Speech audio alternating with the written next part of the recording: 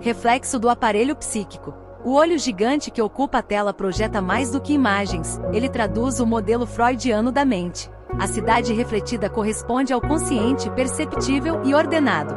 Já o laranja do fogo evoca memórias próximas ao acesso. No fundo, a escuridão guarda desejos e traumas reprimidos. Profundezas do inconsciente. A imagem invertida na retina simboliza o processo primário, típico do inconsciente. Aqui, a lógica comum não se aplica, e o tempo perde seu eixo. Sonhos, impulsos e contradições se misturam nesse espaço psíquico. O olhar revela um mundo onde a razão não reina. Cidade como consciência. O reflexo urbano no olho representa mais que cenário, é a camada visível da psique. Elementos da realidade exterior se impõem como formas reconhecíveis. Contudo, essa superfície esconde outras instâncias mentais. O olho enxerga o mundo, mas filtra conforme o aparelho psíquico permite. Laranja como memória acesa. As chamas alaranjadas evocam o pré-consciente. Área intermediária entre o consciente e o recalcado. As memórias e desejos ali contidos podem emergir ou permanecer latentes. A cor quente indica acesso possível, mas ainda envolto em resistência. Um calor que ainda arde, mas não queima. Escuridão e desejo reprimido. A sombra ao redor do olho simboliza o inconsciente, onde os impulsos são banidos da consciência. O que ali habita escapa ao controle racional e à linguagem direta. Essa escuridão não é apenas ausência de luz, mas presença ativa do recalcado. Um abismo de pulsões e perdas. Olho como objeto parcial. No pensamento de Melanie Klein, o olho isolado funciona como um objeto parcial. Ele representa uma parte do corpo investida de fantasia, medo e desejo. A impossibilidade de ver a totalidade de si revela a fragmentação do sujeito. Um pedaço que carrega a angústia do todo. Som do inconsciente coletivo. A trilha com sintetizadores de Vangelis não apenas ambienta, ela ecoa o inconsciente coletivo. Tons eletrônicos dilatados preenchem lacunas psíquicas com vazio e estranhamento. Não há melodia reconfortante, apenas fluxo contínuo. É a música do que escapa ao simbólico. O outro que vigia. O olho também pode ser lido como manifestação da paranoia do ser observado, conforme o caso Schreber. A sensação de estar sob constante julgamento ou vigilância externa surge de conflitos internos. O olhar imenso denuncia uma mente invadida pelo olhar do outro. A imagem assusta porque nos devolve identidade em fragmento. No conceito lacaniano do estádio do espelho, a identidade se constrói a partir de reflexos. Mas esse reflexo é sempre uma ficção estruturante. O olho refletindo a cidade não mostra quem se é, mas o que se imagina ser. O eu nasce do engano visual da imagem que engana. Olhar e estrutura da psique. O enorme olho que domina a tela simboliza os 3 níveis do aparelho psíquico. A cidade refletida representa o consciente, mundo visível e organizado. As chamas alaranjadas correspondem ao pré-consciente, onde memórias ainda acessíveis residem. A escuridão em volta remete ao inconsciente reprimido. Inversão como lógica onírica. A imagem espelhada dentro do olho obedece à lógica do inconsciente. Nesse campo, o tempo se dissolve e as contradições coexistem. Assim como nos sonhos tudo é permitido, inclusive o impossível. A cidade invertida revela uma ordem psíquica diferente, mais primitiva. Reflexo e formação do eu. O espelho do olho que reflete a cidade toca o conceito lacaniano de identidade. O eu nasce na visão de um reflexo que jamais é fiel. Ele se constitui a partir de imagens externas mal compreendidas. A identidade surge, assim, da ilusão organizada do olhar. Fragmento como objeto parcial. Segundo Melanie Klein, o olho isolado é um fragmento investido de fantasia e desejo. É impossível capturar o eu por completo, pois ele sempre escapa em partes. O sujeito enxerga-se apenas em pedaços psíquicos. O olho revela, mas também mutila. Trauma nas cores ardentes. As chamas alaranjadas que cercam a cidade não são apenas visuais, são psíquicas. O fogo simboliza o trauma coletivo, especialmente o ambiental, soterrado no inconsciente humano. A cor quente não aquece, ela acusa. É lembrança viva de uma perda abafada. Cidade como ego em ruínas. A metrópole em chamas traduz o ego fragmentado, segundo Bion. Em estados de colapso psíquico, o mundo externo vira projeção dos órgãos em crise. O fogo torna-se metáfora de um eu que não se sustenta. A cidade vira reflexo da mente em ruína. Sintetizadores e vazio interior. A trilha sonora com sintetizadores prolongados não embala, ela perfura. Seus sons frios e flutuantes ecoam um inconsciente coletivo à deriva. A música representa aquilo que não pode ser dito, mas também não desaparece. É a ausência que insiste em permanecer. Olhar e paranoia psíquica. O olho que tudo vê remete à sensação de vigilância descrita no caso Schreber. A paranoia de ser observado nasce de conflitos internos projetados para fora. O observador torna-se o observado em um jogo psíquico perturbador. Não é o mundo que vê, é a mente que se esconde. Identidade em reflexo distorcido. A pergunta freudiana persiste: o que o olho revela sobre quem somos? A resposta remete ao estádio do espelho, onde a identidade nasce distorcida. O reflexo nunca é idêntico, mas necessário. O eu só se reconhece através daquilo que o engana. Teste como espelho do inconsciente. O Voigtkamp não mede apenas respostas fisiológicas, ele busca detectar a presença de processos psíquicos profundos. Em Leon, o teste falha por não encontrar os mecanismos simbólicos que estruturam o humano. Sua resposta é direta, crua, sem mediações psíquicas. Isso revela um sujeito sem recalque. A ausência de defesa psíquica. Nos replicantes, especialmente em Leon, não há sublimação nem repressão típicas do aparelho psíquico. Eles reagem diretamente aos estímulos sem elaborar ou conter. Isso os torna inclassificáveis dentro do modelo freudiano de defesa. São expressão bruta do que Freud chamou de pulsão. Pulsão de morte em ação. A violência repentina de Leon evidencia a atuação da pulsão de morte. Ele destrói o interrogador como forma de autopreservação, mas também como liberação. Não há distinção entre defesa e ataque. É a compulsão ao retorno do inorgânico sem mediação. Incapacidade de simbolizar. Ao não compreender a ironia ou ambiguidade nas perguntas, Leon revela um vazio simbólico. A linguagem não opera como mediadora em sua mente. Ele não sonha, nem reprime, apenas age. É a falha no campo do significante que o denuncia. Olhar que ameaça. Durante o teste, o olhar de Leon não expressa introspecção, mas desafio. Ele não se reconhece no espelho do outro, como no estádio lacaniano. O olhar aqui é ofensivo, não reflexivo. A ausência de retorno simbólico o torna perigoso. Máquina sem super-eu. Diferente dos humanos, os replicantes não desenvolveram um super-eu freudiano. Não sentem culpa, vergonha ou arrependimento. Suas ações são puramente movidas por desejo ou destruição. Isso os coloca fora da moral e dentro da pulsão. Cena como falha do sujeito. O teste expõe não apenas Leon, mas o próprio conceito de sujeito.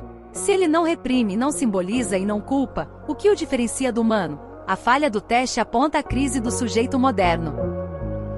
O que define alguém como pessoa entra em colapso. Interrogador como superego provisório. Holden tenta funcionar como uma consciência externa, um superego projetado. Ele impõe perguntas que testam empatia, limite e culpa. Mas diante de Leon, essa função se dissolve. O interrogador vira apenas corpo vulnerável diante da pulsão bruta. Vazio como essência. Ao contrário do humano, cujo inconsciente é cheio de contradições e memórias reprimidas, Leon é marcado pelo vazio. Não há o que escavar, só agir. Ele é o inconsciente encarnado sem mediação simbólica. Um sujeito que nunca foi castrado pelo significante. Máquina exposta ao olhar. Leon é submetido ao Voigtkamp em um ambiente asséptico e interrogativo. A cena revela um olhar clínico voltado ao interior psíquico do replicante. Mas ali não há elaboração simbólica, apenas reação crua. O teste transforma-se em ameaça, não em espelho. Falta de recalque emocional. A incapacidade dos replicantes de esconder seus afetos revela uma falha essencial. Eles não reprimem, não sublimam, apenas manifestam. Freud considerava o recalque o fundamento do inconsciente, sua ausência torna o replicante opaco. Não há o que retornar porque nada foi contido. Agressividade sem alteridade. Lacan propõe que a agressividade surge da ausência de alteridade reconhecível. Leon não enxerga no interrogador um outro estruturante, mas uma intrusão. Seu ato de violência é resposta ao espelhamento forçado. Onde falta simbolização, emerge o ataque. Trilha como pressão psíquica. Os sons eletrônicos tensos que acompanham a cena e com a tensão da não contenção. É o som do colapso da mediação, do excesso que não encontra forma. A música antecipa a explosão do ato violento. O som funciona como expressão do que não se diz. Couro como segunda pele. A jaqueta de couro que Leon usa atua como escudo psíquico, como descreve Sterbick. Em crianças com falhas de continência emocional, tecidos apertados funcionam como barreira. O figurino de Leon revela essa tentativa de proteção primitiva. Ele se veste para não se desintegrar. Interrogador como super-eu quebra. Holden representa a tentativa de instaurar um código moral externo. mas sua autoridade simbólica não é reconhecida por Leon. A destruição do interrogador equivale à rejeição do supereu. Não há instância de lei porque não há sujeito estruturado para recebê-la. Eco da histeria conversiva. O colapso da fala em ação violenta lembra os sintomas de Ana O tratados por Freud e Breuer. Quando não se pode simbolizar, o corpo fala, ou no caso, age. Leon converte a pressão psíquica em movimento destrutivo. É a conversão de tensão em ato bruto. Clínica sem contenção.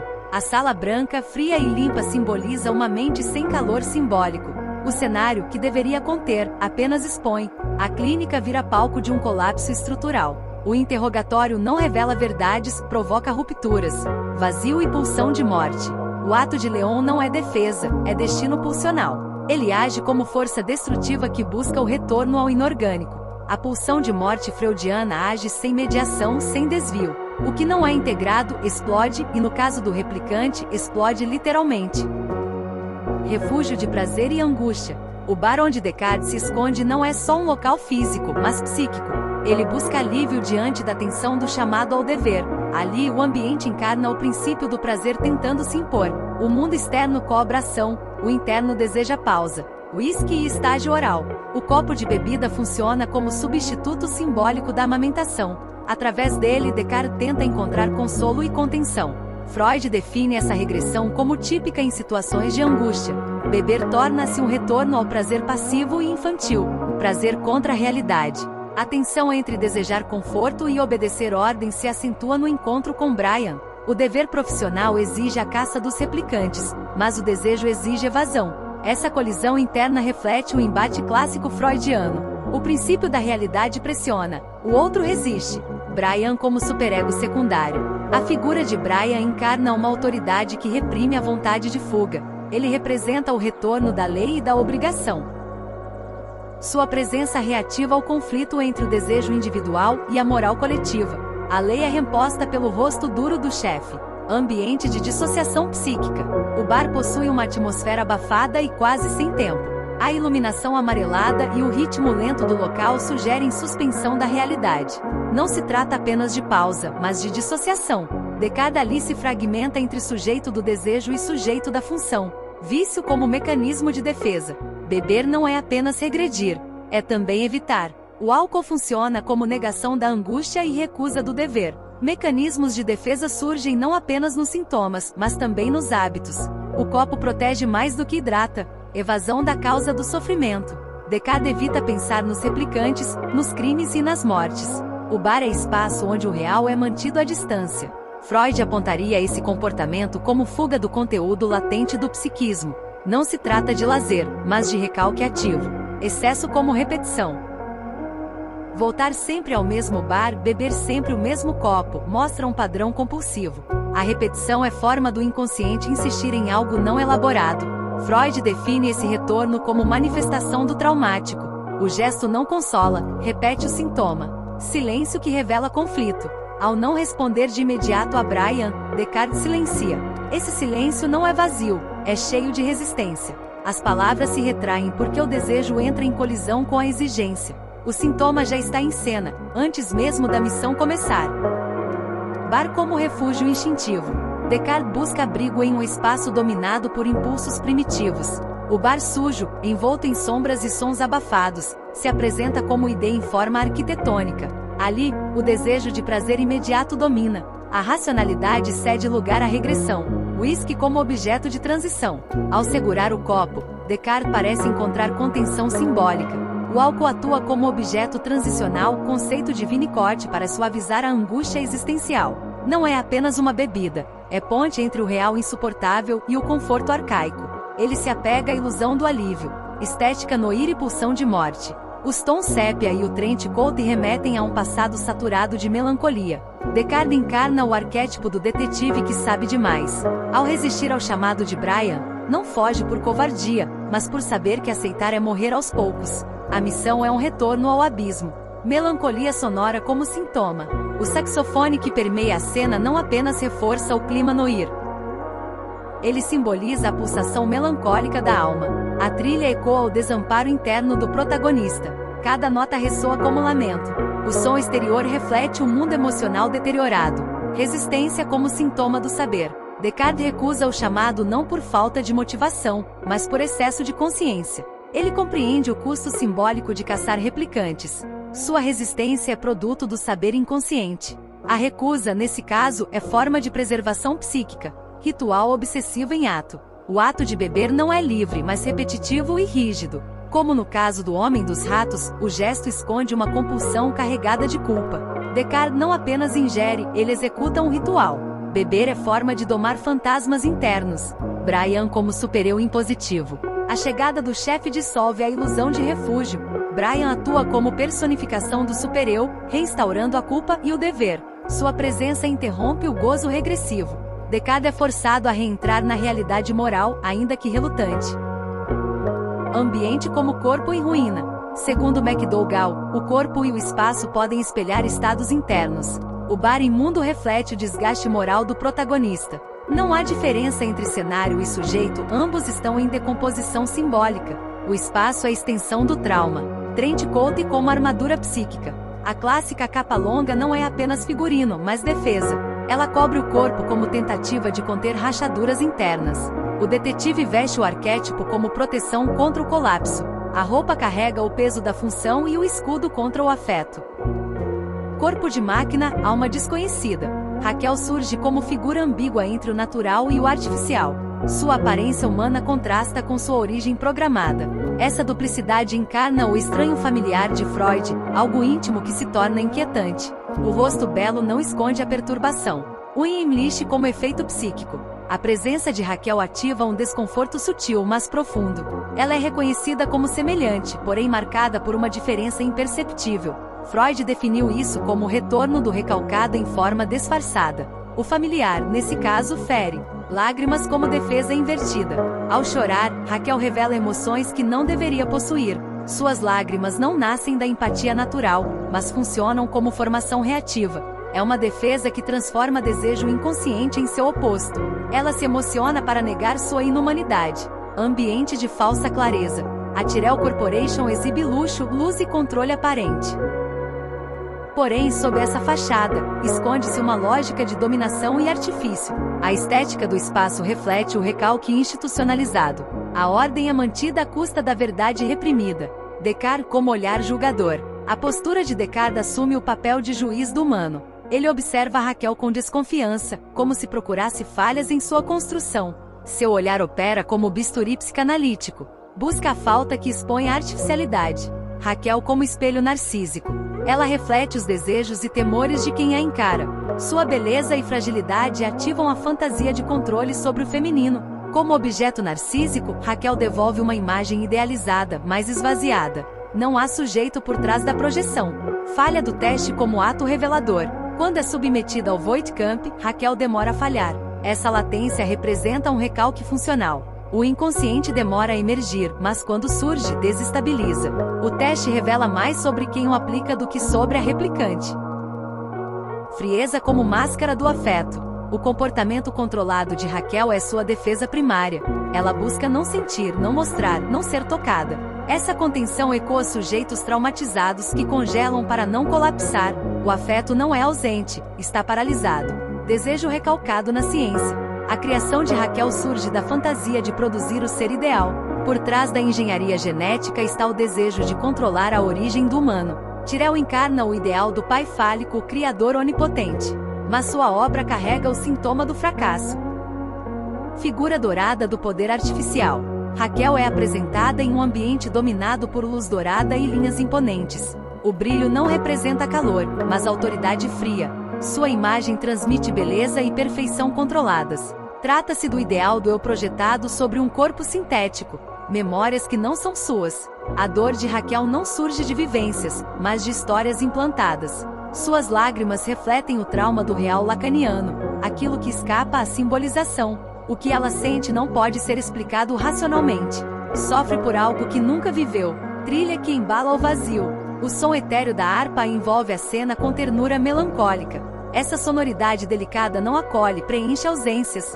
Como objeto autístico descrito por Tustin, é usado para tamponar lacunas internas. A música fala do que falta, não do que há. Ausência de infância simbólica. Raquel não teve infância, apenas uma coleção de narrativas prontas. Sua estrutura psíquica está comprometida por essa ausência de origem. Kristeva veria isso como falha no maternar simbólico. Sem esse vínculo, resta apenas a imitação. Femme fatale reprogramada. O figurino de Raquel remete às mulheres fatais do Noir, mas esvaziado de subversão. Seu terno preto é armadura e disfarce. A sedução aqui é função atribuída, não desejo espontâneo. O erotismo é performado sem sujeito. Choro como estilhaço do real. Quando as lágrimas surgem, rompem a simulação. Elas denunciam a falência da lógica programada. Raquel se torna sujeito no exato momento em que falha em ser objeto. Seu sofrimento escapa ao roteiro que recebeu. Jogo de sedução e poder. A relação entre Raquel e Descartes ecoa o caso clínico de Dora. Há desejo, recusa, provocação e retração. Ela representa a oscilação entre autonomia e submissão. O embate de olhares é também um embate de posições psíquicas.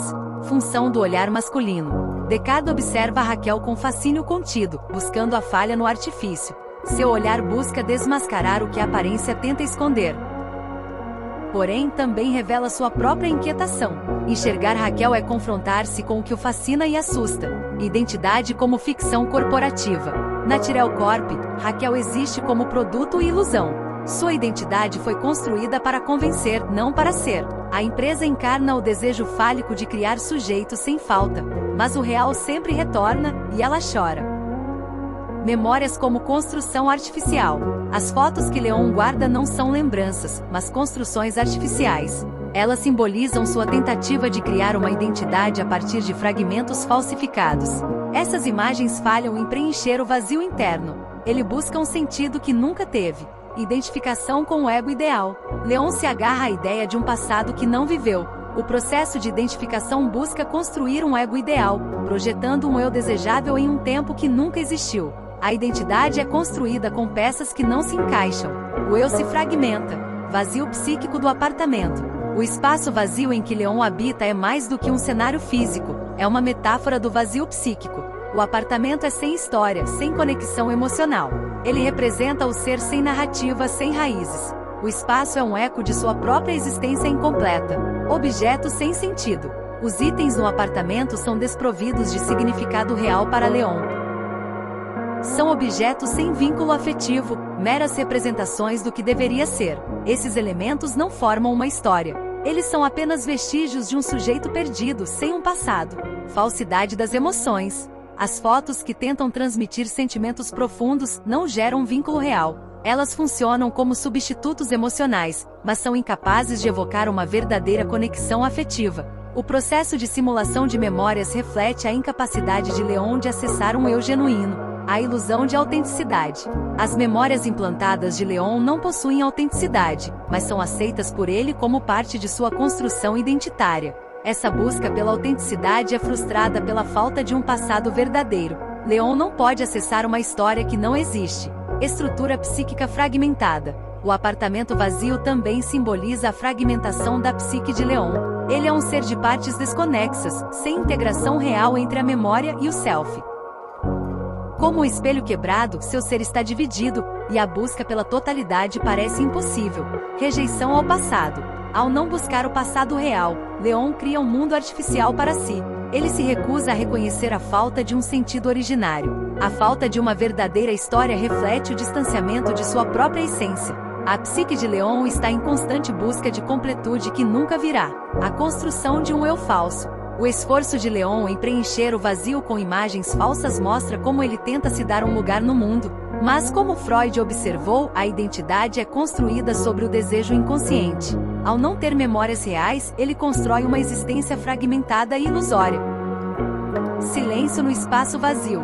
Leon caminha por um apartamento mergulhado no silêncio, cercado por tons de azul metálico. Esse ambiente reforça uma atmosfera de solidão que ultrapassa o físico, tocando um vazio emocional mais profundo. A ausência de som intensifica a sensação de suspensão existencial. O silêncio aqui não é paz, é ruído interno. Fotografia sem passado. Ele recolhe fotos espalhadas que não lhe pertencem. Não são lembranças verdadeiras, mas imagens genéricas, simulacros de vidas que ele nunca viveu. Esse gesto revela uma tentativa de colar fragmentos imaginários no espaço interno carente de narrativas próprias. As imagens não são memórias, mas simulacros afetivos. Trabalho e máscaras. Vestido como um trabalhador comum, Leon assume uma aparência genérica. Essa roupa não revela sua identidade, pelo contrário, a camufla sob uma superfície socialmente aceitável. O figurino aponta para uma existência moldada por convenções, onde o sujeito se esconde atrás do que se espera dele. Objetos de transição. As fotos funcionam como objetos de transição, conforme proposto por Winnicott. Elas preenchem simbolicamente a ausência de uma história pessoal íntegra. São suportes temporários para uma subjetividade fraturada que busca, nos objetos externos, compensações para um interno desabitado. O vazio é atravessado por imagens substitutas. Azul da depressão. A tonalidade azul metálica do cenário carrega um simbolismo psicanalítico denso. Segundo Melanie Klein, o azul reflete uma depressão que não é apenas emocional, mas estrutural. Remete a uma perda primordial que nunca foi simbolizada. O espaço físico se torna metáfora de um mundo psíquico sem cor viva. Memória inacessível. As imagens falsas funcionam como o sonho dos lobos no célebre caso freudiano. Assim como os lobos substituíam lembranças traumáticas, essas fotos tentam substituir um passado inatingível. Leon coleciona fantasias visuais que acobertam feridas não nomeadas.